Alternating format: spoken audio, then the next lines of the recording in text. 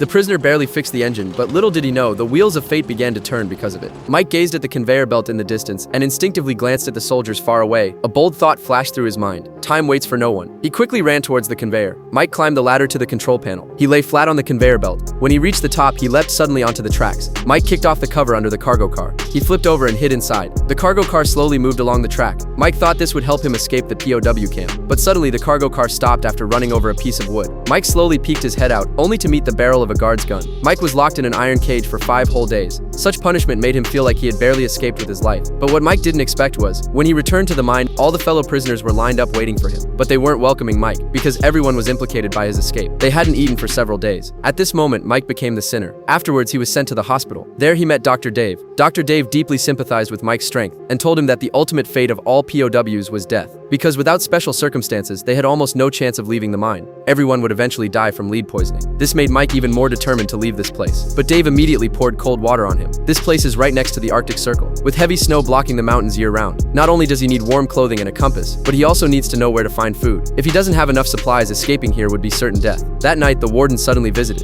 and ordered Mike to go back to work in the mine the next day. Dave tried to buy him some time, but the warden didn't listen. So Dave told Mike to meet him in his room that night. He explained the escape route and dangers to Mike, and had Mike wear his own sweater. Today was Mike's last chance to escape. There were supplies hidden on the hillside outside, which Dave had originally planned to use himself, but he was in the late stages of cancer, and even if he escaped, he wouldn't survive for long. His only hope was that Mike could succeed. Due to the harsh weather, there were fewer guards on duty that night. Mike found the hidden supplies, took everything, and began his journey of escape. In a world of despair, everyone struggles with all their might to survive. But sometimes true courage is not for oneself, but for others.